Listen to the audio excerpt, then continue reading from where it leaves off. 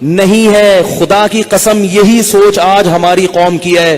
خانقاہوں میں مراقبے کروائیں گے, محاسبے کروائیں گے, مدرسوں میں پڑھائیں گے, یونیورسٹیوں میں پڑھائیں گے. جب اس کے دماغ پہ شہوت چڑھے گی اس کو شادی کا مشورہ نہیں دیں گے. اس کو کہیں گے محاسبہ کرو, مراقبہ کرو, فلاں بزرگ کا بیان سنو, تبلیغ میں چلہ لگاؤ, 4 مہینے لگاؤ. خدا کی قسم لا الہ الا اللہ یہ وہ سوچ ہے جو قوم لوط کی سوچ تھی. یہ مسلمانوں کی سوچ نہیں ہو سکتی. حرام شہوت سے بچنے کا راستہ اللہ نے شادی میں رکھا ہے, محاسبوں مراقبوں میں نہیں رکھا. نکال دو اس قرآن کو اپنے گھر سے باہر. اتنا میں معاشرے کے خلاف اس چیز میں لڑ کے خود تھک گیا ہوں کہ میں کبھی سوچتا ہوں یا تو میں پاگل ہو گیا ہوں یا یہ سارے لوگ پاگل ہو گئے. ایک خاتون کا میرے پاس فون آیا, میں بیوہ ہو گئی ہوں, میرے سے اپنی خواہش برداشت نہیں ہو رہی, زنا کا خطرہ ہوتا ہے, تو میں ایک کم درجے کا گناہ کر کے اپنی خواہش کو پوری کر لیتی ہوں. میں نے کہا حرام ہے, آپ نکاح کریں. مجھ سے کوئی نکاح کے لیے تیار نہیں ہے. میں نے کہا آپ اپنے حقوق سے دستبردار ہو کر کسی سے نکاح کر لیں کہ بھئی مجھے صرف اپنی اس حلال خواہش کے لیے کسی مرد سے نکاح کرنا ہے, میں اپنے آپ کو گناہ سے بچانا چاہتی ہوں, میں اپنے حقوق چھوڑنے کے لیے تیار ہوں. میں نے کہا کر لے گا نکاح, کیونکہ اللہ نے عورت کی خواہش کے لیے مرد کو بنایا اور مرد کے لیے عورت کو. اس کے علاوہ کوئی راستہ اسلام میں حلال نہیں ہے. اور اس مرد سے بھی قیامت کے دن سوال ہوگا جو اتنی بیوہ اور اس جیسی لاکھوں عورتیں بیٹھی ہوئی ہیں, حرام طریقے سے خواہشات پوری کر رہی ہیں, اور جب اس کمبخت سے کہا جاتا ہے کہ تو نکاح کر لے تو کہتے ہیں مجھ میں نکاح کی طاقت نہیں ہے. جبکہ انٹرنیٹ پر روزانہ ننگی فلمیں دیکھ رہا ہوگا, اتنی شہوت ہے, روزانہ اور طریقوں سے اپنی حرام خواہشات پوری کر رہا ہوگا, اور بڑے بڑے قوم میں کارنامے سر انجام دے رہا ہوگا جن کے لیے اچھا خاصلہ حوصلہ چاہیے. لیکن جہاں کسی عورت کو عفت اور پاکدامنی والی زندگی میسر کرنے کی بات آتی ہے, نکاح کی بات آتی ہے, یہ بکری بن کے بیٹھ جاتا ہے, کہتا ہے میرے اندر قوم سے لڑنے کی, رشتہ داروں سے لڑنے کی طاقت نہیں ہے. ویسے اس کو بولو نا وہاں جا کے بم رکھ کے آؤ تو رکھ کے آ جائے گا. اس کو بولو نا یہ فتح کر لو مارے کا, یہ کر کے آ جائے گا. تو بھائی یہ طریقہ نہیں ہے. اللہ نے سورہ نور میں نظروں کی حفاظت کا حکم دیا, اور اگلی آیت میں اللہ نے نکاح کا حکم دیا ہے, آلٹرنیٹ فوراً بتایا ہے.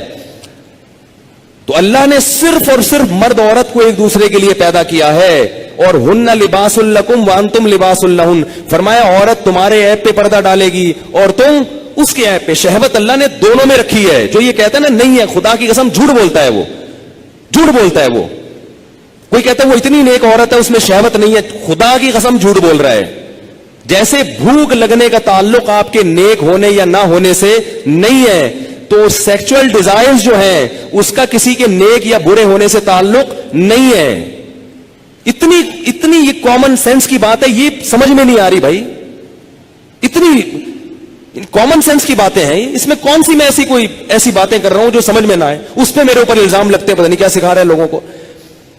تو یہ جو الٹے کام آج کل ہو رہے ہیں نا, لڑکیاں بھی کر رہی ہیں, یونیورسٹیاں جانے والی لڑکیاں, کالج جانے والی لڑکیاں, میرے پاس فون آتے ہیں ہم یہ کر رہے ہیں, ہم یہ کر رہے ہیں. میں کہتا ہوں کیوں بھائی؟ کہہ رہے ہمارے اندر جزائز پیدا ہوتی ہے, ہم کیا کریں مفتی صاحب, رشتے ہی نہیں آتے. اور لڑکا بھی کر رہا ہے, ان سے بولو کہ بھائی تم شادی کیوں نہیں کرتے؟ پیسے ہی نہیں ہے, کیسے کر لیں شادی, پیسے ہی نہیں ہے. گرل فرینڈ کے لیے پیسے کہاں سے آ جاتے ہیں بھائی تمہارے پاس؟ نکاح کے لیے یہ دماغ سے نکال دو کہ پیسوں کی ضرورت ہوتی ہے. یہ دنیا کا سب سے بڑا جھوٹ ہے کہ شادی کے لیے پیسے چاہیے. او بھائی شادی ایجاب و قبول کا نام ہے, خدا کی قسم نہیں چاہیے پیسے شادی کے لیے. اگر شادی کے لیے پیسے چاہیے ہوتے تو اللہ قرآن میں نکاح کا حکم دینے کے بعد غریب اور فقیر کو الگ سے ترغیب نہ دیتا. اللہ کہتے اگر فقیر ہونا تو اللہ دے دے گا پیسے, کر لو شادی. اگر نکاح میں پیسوں کی شرط ہوتی کہیں بھی کسی بھی درجے میں تو اللہ کیا کہتے جن لوگوں کے پاس پیسے نہیں ہیں وہ صبر کریں. اللہ نے تو نہیں کہا. اب آپ کہیں گے جب پیسے نہیں ہے تو کیسے شادی ہوگی؟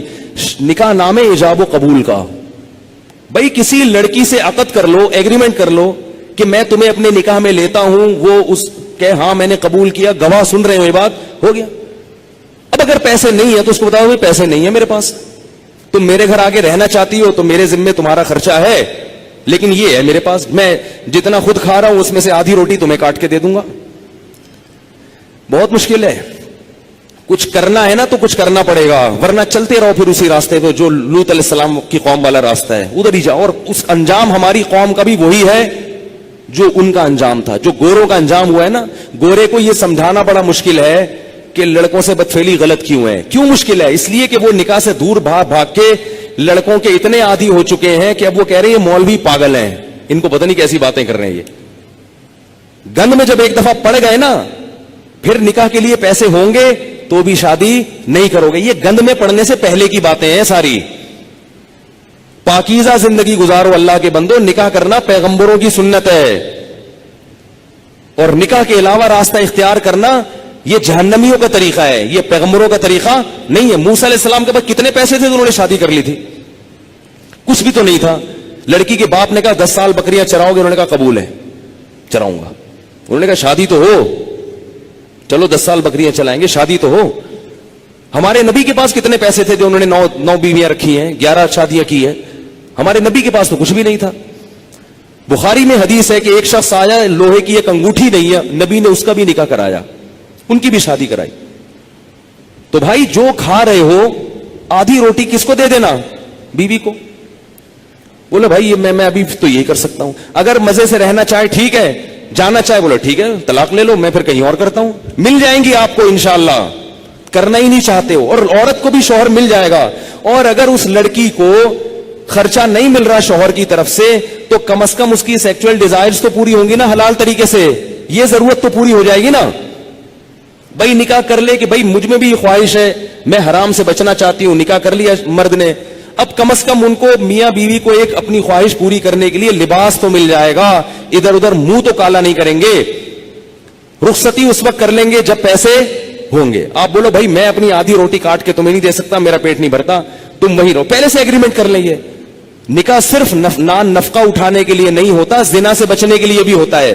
بلکہ نکاح کا تو بنیادی مقصد زنا سے بچنا, اولاد پیدا کرنا ہے.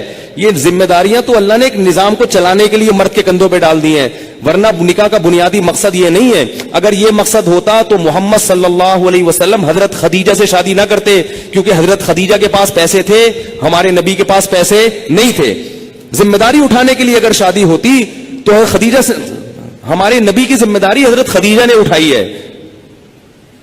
نہیں آ رہی بات سمجھ میں؟ پہلی شادی جو ہمارے نبی کی ہوئی ہے اس میں ذمہ داری کس نے اٹھائی ہے؟ حضرت خدیجہ نے. حضرت خدیجہ فرمائے میرے پاس مال بہت ہے, شریف آدمی نہیں مل رہا کوئی, تو آپ نکاح, آپ شریف ہیں ٹھیک ہے. تو 2 فائدے ہمارے نبی کو اللہ نے دے دیے, ایک بیوی مل گئی اور اللہ نے مالی لحاظ سے غنی کر دیا. تو باقی سب چیزیں بعد میں ہیں. سب سے پہلے اپنے آپ کو حرام کام سے بچنے کے لیے نکاح کرو. تم گناہوں میں پڑو گے, تمہارے ماں باپ کو اس پہ تکلیف نہیں ہوگی. آج کل نہیں ہوتی ماں باپ کو تکلیف, وہ کہتے ہیں زنا کرتا رہے, کچھ بھی کرتا رہے, بہو گھر میں آئی تو ٹانگیں توڑ کے نکال دیں گے, کیونکہ یہ بہو ہماری جائیدادیں کھا جائے گی, یہ ہمارے پراٹھے کھا جائے گی, اب 1 انڈا پکڑا ہے 2 انڈے پکیں گے. وہ یہی سوچتے رہتے ہیں. اتنا چھوٹا دل. ابے بھائی اللہ نے جس نے تمہیں کھلا لیا یار, اگر بہو ایک گھر میں آ گئی 2 روٹی زیادہ پک جائے گی نا, اور کیا ہوگا, 2 روٹی زیادہ پک جائے گی. اللہ نے ایک دوسرے کے لیے پیدا کیا ہے, اور بالغ ہوتے ہی یہ خواہش رکھ دی ہے. رکھنا اس کی علامت ہے کہ ہم ان دونوں کو نکاح کی ضرورت ہے. گوروں کے ہاں نکاح پر پابندی ہے, تو 13 سال کی لڑکیوں کے بوائے فرینڈ پھر کیوں ہوتے ہیں؟ اس لیے کہ ان میں یہ ڈیزائرز پیدا ہو چکی ہوتی ہیں. تو لوط علیہ السلام قوم کو کہتے کہتے تھک گئے کہ شادی شادی شادی شادی. وہ یہ نہیں کہہ رہے کہ میں نے خانقاہ کھولی, اس میں مراقبہ کرواؤں گا, تمہیں محاسبہ کرواؤں گا, چلہ کرواؤں گا, اور پھر بزرگوں کے بیانات سنو گے تو تمہارے دل سے یہ نفرت نکل جائے گی. یہ نہیں کہہ رہی لوط علیہ السلام. یہ 4 مہینے لگواؤں گا تبلیغ میں تم سب کے.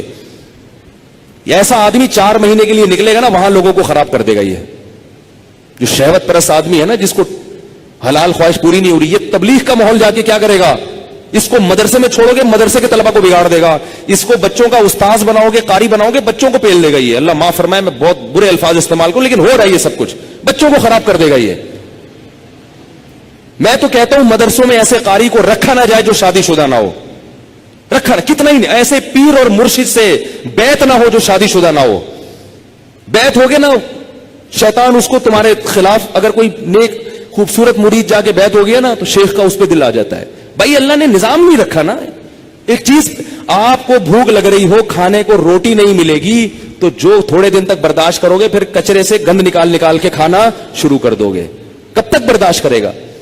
تو جب مرد اور عورت کی خواہش پوری نہیں ہوتی, نتیجہ کیا نکلتا ہے؟ وہ گند کی طرف جانا شروع. اور ایک وقت تک تو واپسی کا چانس ہوتا ہے, کچھ وقت کے بعد پھر پیسے آ جائیں گے نا, کروڑوں روپے بھی, پھر بھی واپسی کا چانس. تبھی نکاح کے بعد بھی گندگی میں پڑے رہتے ہیں ایسے لوگ. دیر سے جن کی شادیاں ہوتی ہیں نا, شادی کر کے بھی گناہ نہیں چھوڑتے ہو. تو لوط علیہ السلام نے کیا کہا اپنی قوم کو کہ یہ عورتوں سے نکاح کیوں نہیں کر رہے؟ قوم جواب میں کہہ رہی ہے ما لنا فی بناتک من حق, ہمیں عورت سے نکاح میں دلچسپی ختم نہیں ہے. اس سے پتہ چلا کہ گناہوں میں جب پڑو گے تو حلال کی لذت بولو نا ختم ہو جائے گی, ختم ہو جائے گی. اور یہی ہو رہا ہے ہمارے معاشرے.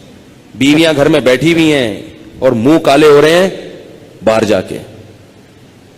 عورتوں کے اپنی زوجاؤں کو وقت ہی نہیں دیتے, محبت ہی ختم ہو گئی, کیونکہ اتنی گرل فرینڈ ہیں اسے منہ کالے کرا لی ہیں, اتنی عورتوں سے منہ کالا کرنے کی عادت پڑ چکی ہے, شادی سے پہلے پڑ چکی ہوتی ہے. آج کل جو شادی کے بعد کیسز آ رہے ہیں نا, وہ پتہ ہے کیا آ رہے ہیں؟ شادی ہوئی تو پتہ چلا میرے میاں کی اتنی پہلے سے فرینڈز ہیں, اب چند دن تو بیوی کی طرف رغبت تھی, اس کے بعد وہ پرانی والی فرینڈز وہی شروع ہو گئی. عورت پہ کیا گزرتی ہے؟ عورت سب کچھ برداشت کر لیتی ہے, مگر مرد کی بد کرداری عورت سے برداشت نہیں ہوتی.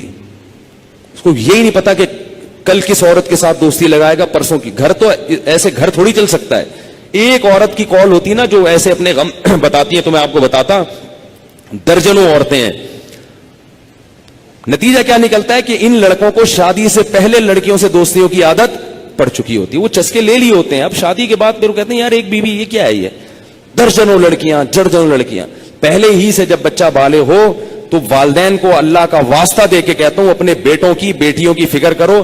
بچہ بالغ ہو, برائیوں میں پڑنے سے پہلے پہلے اسے اس کو گھر بار پہ لگا دو. اتنا نیک شریف نکلے گا, دیکھو آپ دعائیں دو گے مجھے, ایسا پیارا بچہ نکلے گا آپ کا, تھوڑے دن میں اس کی اولاد ہو جائے گی, میاں بیوی بچہ, وہ اسی میں مشغول ہو جائیں گے. اس کی کیونکہ اللہ نے انسان کے دل میں فطری طور پر گناہ سے نفرت رکھی ہے. جب اس کی حلال طریقے سے تسکین ہو جائے گی تو فطری طور پر اس کا طبیعت جائے گی نہیں گناہ کی طرف. میرے جو بزرگ ہیں, میرے مشائخ ہیں, 13 14 سال کی عمر میں ان کی شادیاں ہوئی تھیں. ایسی پاکیزہ زندگی انہوں نے گزاری ہے. میرے جو بزرگ ہیں میں ان کی بات کر رہا ہوں, 13 سال 14 سال میں ان کی شادیاں ہوئی ہیں, ایسے پاکیزہ زندگی. تو میڈیا تمہیں جہنم کی آگ کی طرف لے کے جائے گا. تو اللہ نے